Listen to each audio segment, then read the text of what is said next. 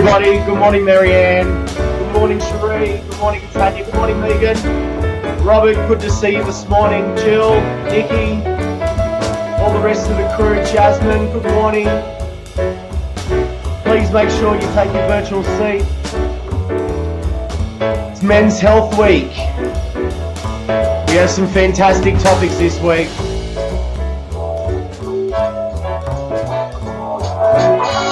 And we're joined by an incredible guest this morning, Ben Aldridge from 30 Foot Drop. He'll be joining us very soon. Good morning, Liam.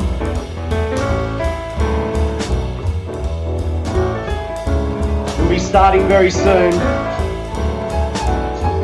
Ben's got an incredible story to tell today. Good morning, Bernadette.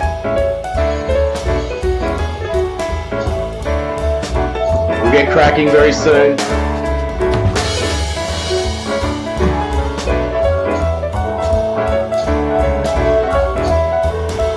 Got my little squash balls today. Where's my cup? Living life sunny side up. Ben's going to talk about that this morning. Good morning, Catherine. All right, let's get this show underway. Good morning, everybody. Happy Monday. Hope everyone has had a cracking weekend. No doubt you're feeling relaxed, you're feeling pumped. Are you feeling pumped for a Monday? Good morning, Catherine. Nikki, yes, it is a great cuppa. I will take a picture and you can share it across socials very soon. Welcome to the Cuppa of Life Cafe. We're here to help you start your day with a dose of positivity and inspiration. We're up to week 9 now. Wow, week 9 and we're still going. Thank you to all our guests that keep on tuning in and coming back to us. We wouldn't be doing this if it wasn't for your positivity and vibes that you keep on sending us through each and every single day and each session that we do. This week is a pretty big week, Men's Health Week. A lot of the topics of conversation hit very close to home for me. So we're going to be sharing a number of different stories this week, and we'll get into that later on in the show. But like what we do every single morning, I would love for everyone to make a donation by ordering something from our virtual menu. $5 if you're a regular attendance, $5 every now and then, that'd be great. This is your first time here. You can make a donation by clicking on the offers section. You can order a morning cuppa or you can go for the big brekkie combo. It's only $20, but all proceeds go to Gotcha for Life. They're our mental health foundation partner of Cuppa of Life. They support numerous programs, and we'll be chatting to Ben about mental health as well today. So please make sure you do that. I'll leave it on there so you can make your orders at any time. Play nice, get interactive, and keep the conversation positive. But in today's session, Ben is open to any questions, and I mean any questions when it comes to his disability, or is it a disability?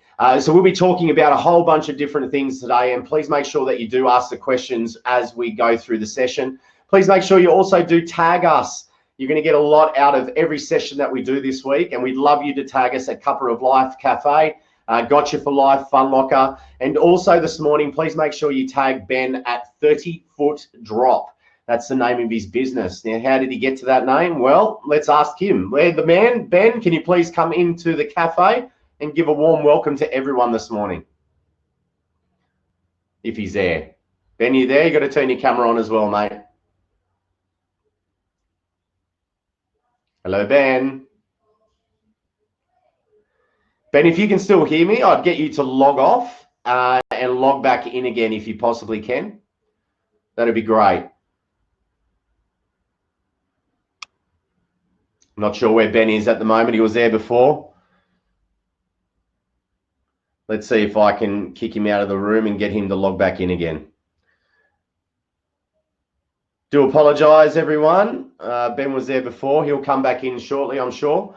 Ben, if you can just log off, log back in again, that'd be great. So, yeah, like I said before, everyone, Men's Health Week is this week. We have a great panel discussion around men's health. Tell us some jokes. All right, Emmy, I will. No, I'm not going to tell any jokes. Terrible at jokes. Let me just There we go. I've just kicked Ben out of the room. That means he's got to come back in again. Yeah, this week is Men's Health Week, and I'd love for everyone to have a look at our list of offerings. I'm just going to show it now. Have a look at our guests this week if you haven't already pre-registered. In particular, Wednesday, we've got a panel discussion around Men's Health Week. We've got Gus Wallen joining us, Tom from Tomorrow Man, and also Dr. What's his name? I've had a mental blank. Oh, geez. Dr. Neil, someone. Anyway, Men's Health Week is going to be a cracking panel. We're going to be discussing everything to do with men's health. And from my perspective, it is really an important topic area that we have to cover. He's coming back on. Thank you, Jill. So he's a really important topic area to cover. I, through my career, have suffered from burnout, anxiety, and depression. And it is something that I battle every single day. So it's going to be an interesting discussion there. The other thing about this week also is that us men don't usually communicate that well when it comes to things in life that keep us down, or do we visit the GP that often? And so what we're trying to achieve here this week is have a very open forum in the Cuppa of Life Cafe where we can chat about anything, any sort of topic, and especially around Men's Health Week. The other big guest that we've got this week is Greg Page, the former Yellow Wiggle. Ben's about to come into the room right now. Greg's going to be joining us on Friday with a fantastic thing that he's launched, which is called Heart of the Nation. Now, Ben, hello, mate. How are you? Good, thanks, Cookie. How's yourself, mate? Sorry about the technical issues there. Mate, you're in Perth, so no wonder. Yeah, well, that's it. Always a bit further behind here, mate, for sure. It's a bit early in the morning for you to be joining us in the cafe, so I really do appreciate your time this morning, my man. Look, my absolute pleasure, mate. What you guys are doing is absolutely amazing, so my pleasure. Thank you so much, mate. Yeah, this week's a big week for us, Men's Health Week. So we're talking about all things to do with men's health, mental health, well-being. And, mate, I think from anyone who's gone through some struggles, you have gone through your fair share over your time. And we're very keen to chat today about, you know, those types of aspects and how you've got through it and now created such a fantastic business, which is called 30 Foot Drop. But, Ben, just so everyone is aware of who you are, I'd love you to just give you a quick background. And in particular, I'd love you to chat about your story prior to becoming a quadriplegic and talking about your journey at the start before the accident happened, because I think it puts it in a lot of perspective as well. So, Ben, over to you, mate. Just give us a little rundown on who you are, my friend. Yeah, sure. Look, yeah, I'm Ben. I grew up over here in WA. I spent a fair whack of my life actually travelling a lot as a kid. Single mother who was a teacher, and we moved all around a lot in WA. I suppose my life lessons really started when I was around 16. Right. You know, I was heavily involved in Scouts, and that really set me up a lot for life, being involved in Scouts. You know, they taught me quite a lot about life skills that I would need going further forward. Right. The thing is, though, is that I didn't realise it at the time, which is how life works, isn't it? It's not until you really look back on it that you kind of go, oh, that was an important thing. That was an important moment. Yeah, exactly. So go forward to year 12 for me, you know, when I was 17. And year 12 over here, because you guys do it slightly different in the eastern states, if I remember right. But anyway, I was 17. And unfortunately, my uncle took his own life. And right. As a 17-year-old, I didn't realise, and at the time there was very much a very big stigma around mental health. It wasn't until many years later that I found out that he was suffering quite badly as a bipolar disorder. So it wasn't until many years later that I figured that out. At the time, I just thought, well, I couldn't understand. I couldn't understand. You know, very close family. I'd grown up with my cousins. Were you close to your uncle? I wasn't close to my uncle. I was close to my cousins, which was the hardest part. So, yeah, I was an only child at the time, and my cousins, yeah, I was very close to them, and we spent a lot of time trying to figure things out together as a family. Yeah, get you. But yeah, so, you know, you had that happening on the family side of life, but me growing up, I was always a very physically minded person. Everything with me was physical. So whether it was orienteering and row gaining through scouts, at the age of 18 during what was supposed to be a gap year, which turned into a gap 20 years almost now, I decided to do a hiking trail called the Bibbulmun Track. And that is approximately 1,000 kilometres, or just under 1,000 kilometres. Wow. Yeah. So I did that in about 8.5 weeks. And that's from Albany down in the south of WA up to Kalamunda, which is about 40 kilometres from where I grew up. And it was 960 k's to get to there. So I decided to walk home as well to make it around 1,000, which was an amazing adventure. How do you even prep for that journey? Like, the joys of being young, mate. The joys of being young. It required very little prep, but being young and stubborn helps. Did you do it with anyone, mate, or did you have like a group of you that went, or because that's a little bit Forrest Gumpy too, you know what I mean? Like, it's a bit. Yeah, it is, isn't it? No, I did it on my own. So I originally had some people I was going to do it with, but they all ended up pulling out, and I was just like, well, stuff is, and went and did it on my own, which was absolutely amazing. The opportunity to be able to do that, and I met people along the way, and it wasn't all easy going. I mean, there was one point where I don't know what was going through my mind, but I'm hiking along, and I hear this rustle in the bush off to my left, and have a look down, and there's this little piglet. Oh, isn't that cute? Take some photos of it. Next thing, it's like, if there's a little piglet, mama pig's going to be around somewhere. Next thing I know, there's this great big sow chasing me, and I'm down the track, trying to get away from this bloody thing. When you got to the end of that journey, mate, how'd you feel? I was actually really sad that it was over. Right. It had gotten to the point where I absolutely loved what I was doing, and that physicality carried on. I mean, I attempted the Avon Descent, which is a downriver rapids sort of race over here in WA. Unfortunately, I had to pull out of that. I didn't have much funds being on a gap year sort of thing. And my kayak, it broke. So I had to pull out of that, unfortunately. But, and then I started working. I've managed to get myself a job on some exploration drill rigs working out of the Tanami Desert, which is some of the most remote country in WA. So very, very physically minded. And as I said, the gap year turned into a gap couple of years. Yep. And until one day I met a veteran when I was working on the drill rigs. Right. And he pointed out to me that my three loves in life at that point, which were I quite enjoyed shooting. I loved being outside, and I loved travel. And he's like, well, you can get all three in the military. So I signed up. Yeah, so at the age of 20, I took the plunge and signed up. And how was that journey to go into the military? Like obviously I've never done anything like that before, but was it a lot of a mindset shift, or was it a really good camaraderie with the boys there and girls in the Defence Force? Yeah, a bit of both. So you had the mind shift in there, because suddenly you're going from thinking as an individual to thinking as a group. The most important thing about being in the military is looking out for your mates. A section, or, that's what we sort of call a unit, the smallest unit here. A section is only as strong as its least thoughtful person, if that makes sense. Yeah. So, there was a mind shift there for sure, but the camaraderie itself was absolutely amazing. It was a great experience. I wouldn't change it for the world. Some of the people that I met and some of the experiences that I had really set me up going forward.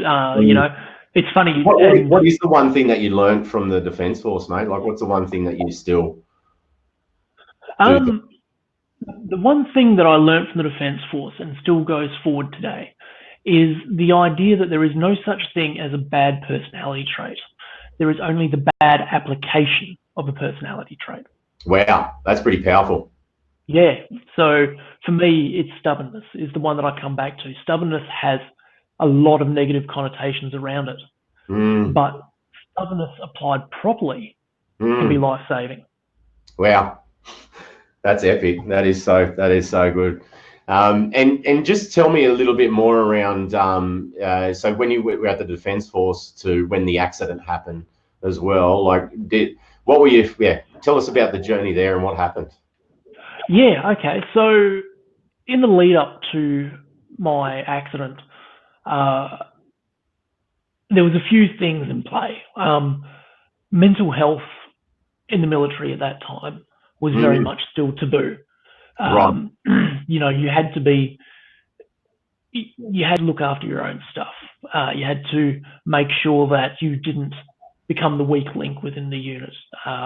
You really needed to be the strong man that they expected you to be by keeping Yeah, it all no in. cracks can appear, eh? Exactly. So there was that sort of side of the issues, and that didn't really come into play until after I came back from East Timor. So I got deployed to East Timor in 2006 as part of Operation Astute, and we were over there because the military was rebelling against the government about corruption within the government, which was personally quite hard because I agreed with what they were doing. If the Australian government had been 1/10 as corrupt, I would have done exactly the same. So I was over there tracking these guys down. Really hard to bring that into my mind. You know, you make the oath, you swear to serve the country, and sometimes the best interests of the country don't exactly align with your own morals. Yeah. So between that and a couple of other incidents as well over there, the entire experience itself and the entire operation goes down as a peacekeeping operation. We were some of the first boots on the ground there, and that first 2 to 3 months were very stressful, very full on during that time. So they really stuck with me. I mean, yeah. And I didn't know what was happening to me. We came back after 5.5 months and we landed, and suddenly you go from an environment where you're permanently completely aware of your surroundings. You have to be. Yes. You have to be aware of your surroundings. You have to have eyes in the back of your head, because if you don't and you're lax, then one of your mates could die. Yeah. You know, there's always this feeling that I would have much preferred to have died than have one of my mates die. Yeah. You know, that is the level of camaraderie that you have within there. Yeah. So you go from that to suddenly coming back to civilian life, and the readjustment phase was hard. And it was that readjustment and that lack of willing to look for help that led to my accident. You know, so yeah, right. I've since been diagnosed as having post-traumatic stress as a result of my service in East Timor. Now, that diagnosis didn't happen until after my accident because of my unwillingness to accept help and to go and use the resources that were available to me within the Defence Force. So yeah, instead because of you show those cracks, it was a bit of a moral dilemma for you as well. You probably, you know, you were stuck in this mindset that you just couldn't talk or have an open conversation around how you're feeling and what you're going through. Exactly. And did you have any close friends at the time that you did confide in, or was it difficult even to chat to people that were close to you? It was hard. So I've got two groups of friends. I've got some of the guys that I served with in the military, and I've got the people that I knew from before the military. Yeah. And talking to the guys from beforehand was really hard because it's very hard to get people to understand what it is you're feeling when you don't entirely understand it yourself. Totally. Yeah, so you end up talking to your friends that you're serving with, but the problem is that you all have the same issues. So you don't really get any perspective on your issues because you're all facing the same problem. Yeah, everybody has that same view right in front of them. It's right in their face. So, which is why it's really important to seek help outside of your situation, Mm. because getting that perspective can really help to open your mind to what else is out there. So I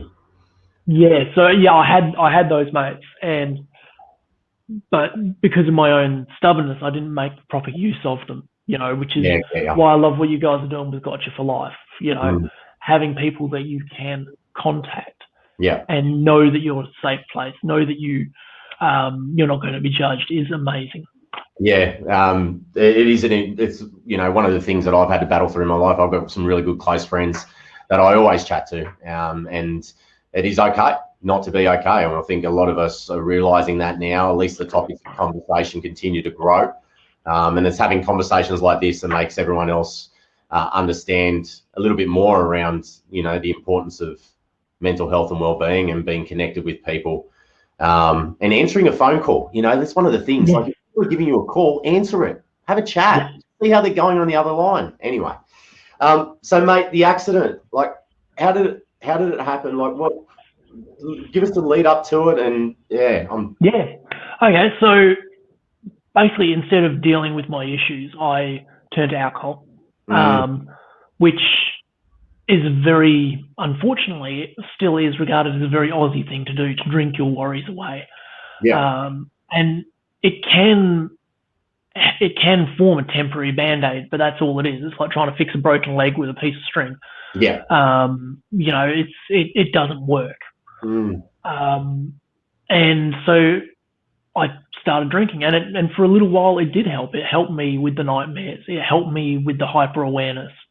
It helped me to still be the man that society expected me to be.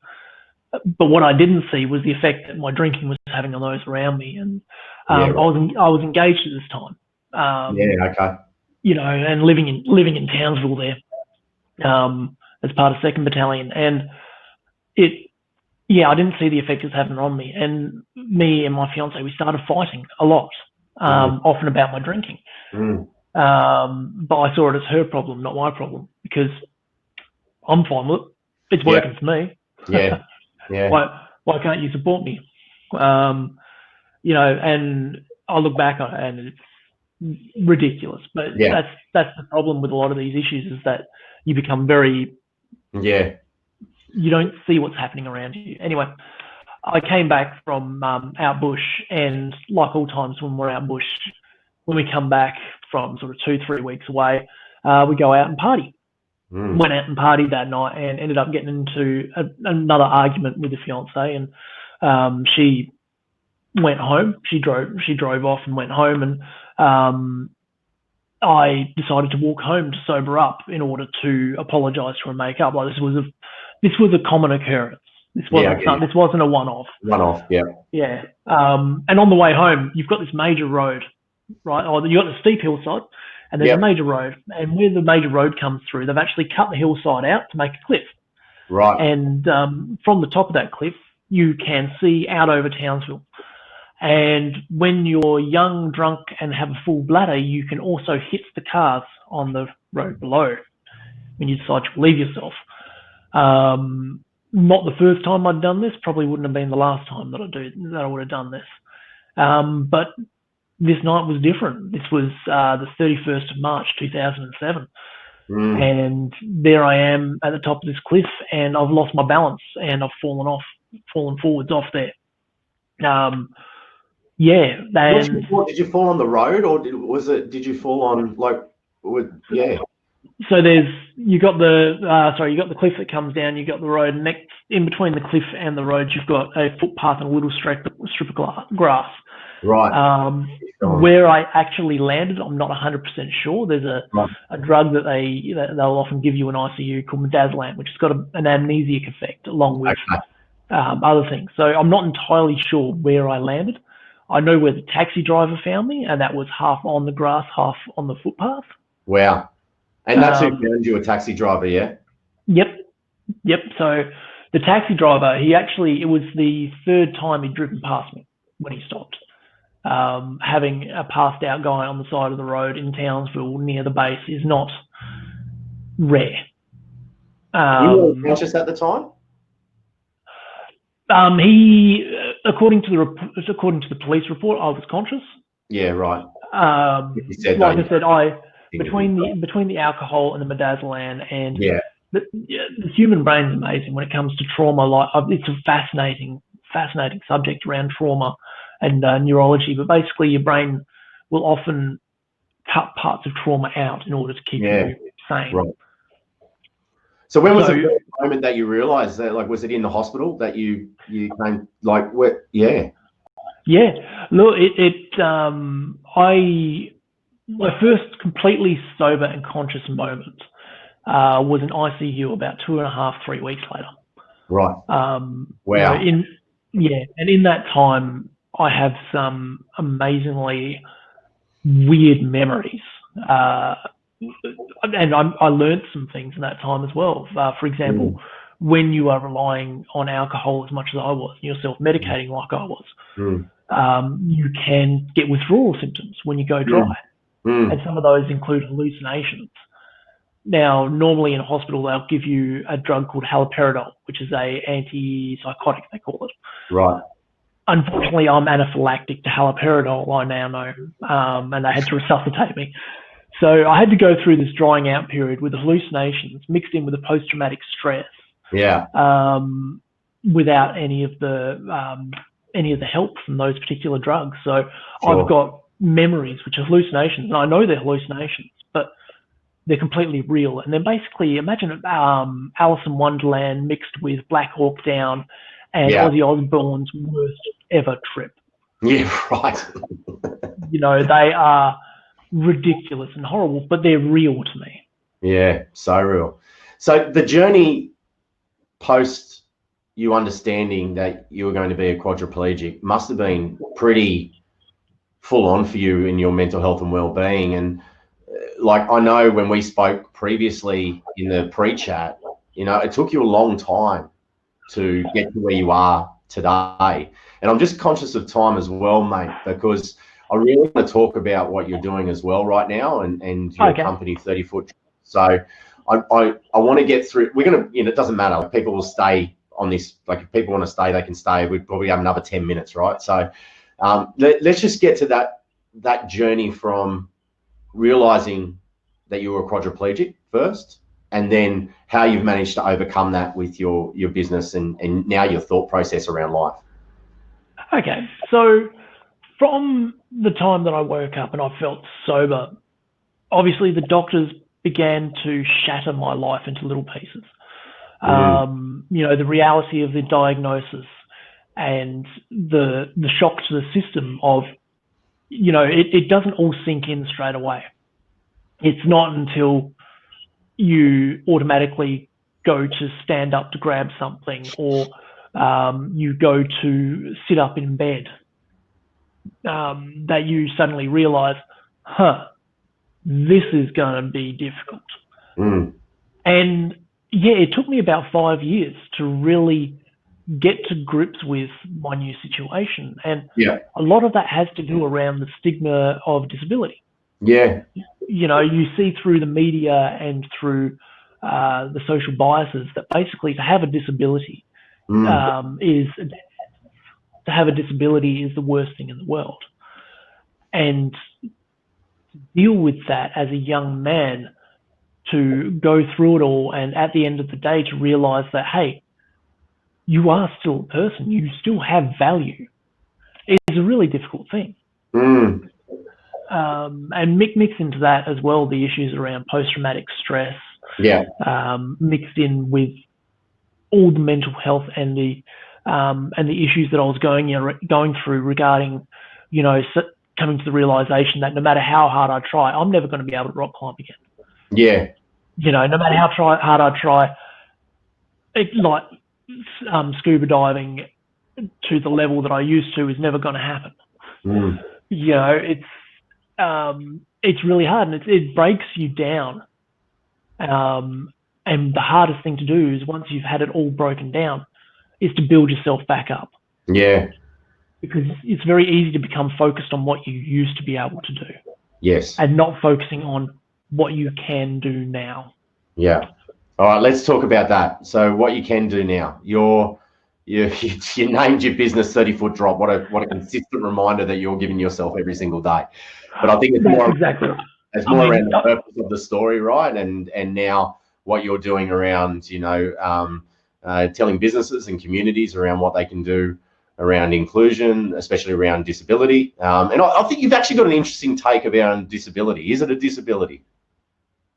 yeah, okay. So a realization that I came to is that I believe, and a lot of people around the world believe, that we're using the word disability wrong.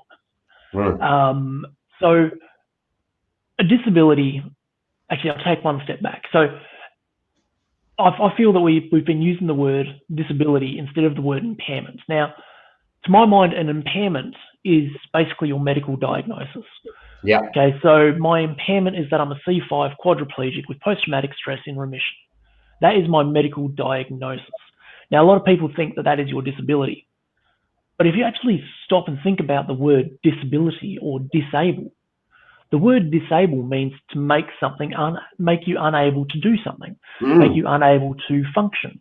Now, I have all sorts of adaptations that I use in everyday life that make me able to achieve a lot. But what disables me is often the barriers that are put in my way. So, and this is an example that I use with shops a lot. You having steps into your shop and no way of me in a wheelchair getting in there disables me from being able to spend my money in your shop. Get ya. So that to me, so the disability is actually the barrier, and often society can disable us more than our disability can. Yeah. And that is a lot of the work around 30-foot drop that I do. I mean, it's so obviously 30-foot drop is named after the fact that I fell 10 meters and survived through some stupid cosmic joke almost. I should not have survived that. Yeah. But for me, this drop in my accident has been an awakening. At the age of 22, when I had my accident, I knew nothing about this part of the community.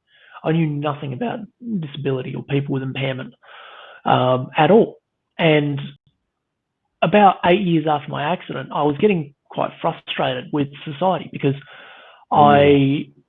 there was so much ignorance around it. You know, I'd spent this 8 years learning, and I was getting very frustrated because nobody seemed to know anything. I was fighting the same battles day after day, and I was getting angry. And it suddenly clicked to me one day that at the age of 22, when I had my accident, I knew nothing. Now, why is that? Well, because nobody's actually out there teaching it. Nobody's out there having open, honest conversations with people about this subject.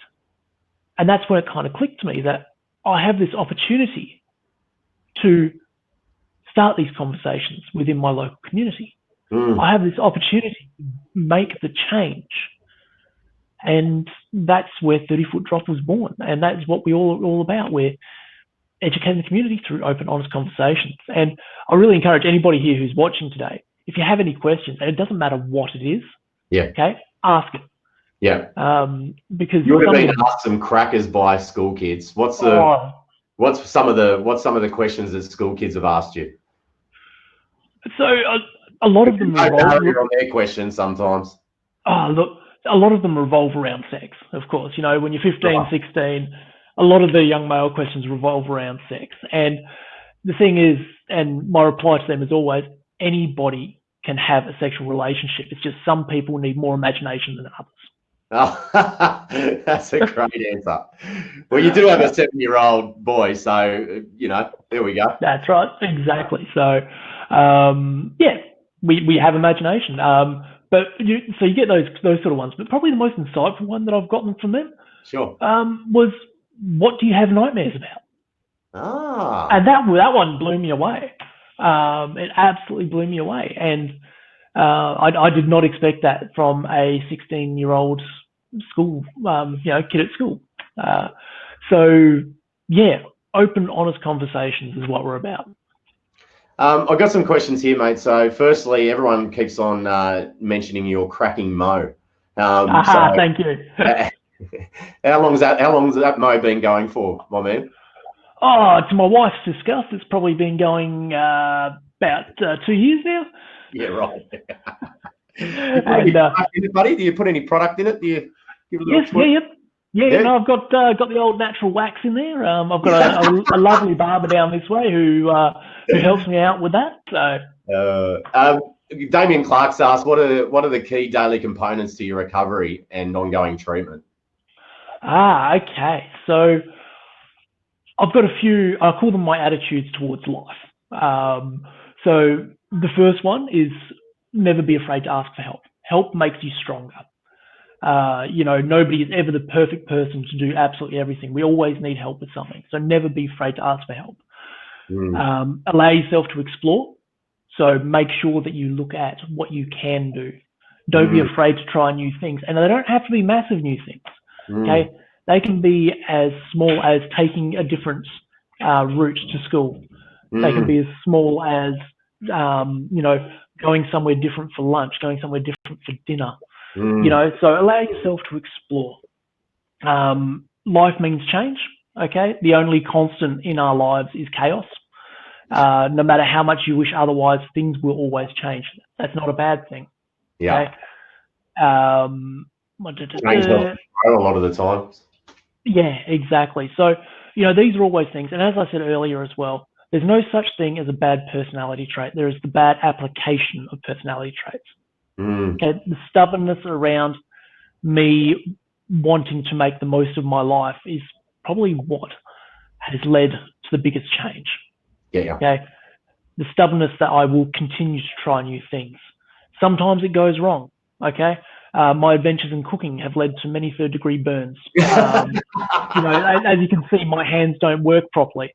But I now know how to cook again. So good. Yeah. We've got a question from Jasmine. Do you know if there are any changes to the military to help soldiers cope, or is that something that needs to be worked on from I know you've been out of it for a while, but do you still know what's happening? No, look, there has been changes. Like all major changes within a large organisation, it is about a culture shift. And a culture shift cannot happen overnight, unfortunately. The culture shift is happening. Some of the last holdouts are unfortunately some of the holdouts that need it the most. So when you start looking at your frontline troops, they're probably the hardest nut to crack out of the lot, but there is change happening. And I do applaud the military for what they are trying to do. It's just a long, long road. Yeah, totally. Just a couple more questions for me, mate. Like if you could rewind to your 16-year-old self again and tell your 16-year-old self what you know now, what would it be? It would be to take your mental health seriously. I was a very physically minded kid. Yeah. I was very proud of my body and the fitness and the work that I could do with it. But I should have spent as much time working on what's up here as I did with the rest of my body. That would probably be the biggest thing. That and to have faith in myself. I mean, I realize now that I am capable of so much more than I ever gave myself credit for. I never tried out for the special forces within the military because I never believed that I would have the gumption to be able to make it through. I now look back on it and go, well, you know what? This last 13 years has kind of proven to me that I could have.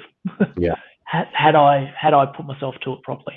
Mate, for me, if I'd ask my 16-year-old self, my thing would be open my eyes and my ears to conversations like this and become more aware of people like yourself and what you're doing and understanding the world around me a little bit more because, you as a young bloke, you just go through with these, it's all about partying and all that type of stuff. And you're blinded by what the real world is out there and definitely what other people are going through, but also what other people are achieving. And for me, big claps to you for what you're doing now with 30-foot drop. We'll be sharing all the appropriate links after this in an email that we'll send out to everyone.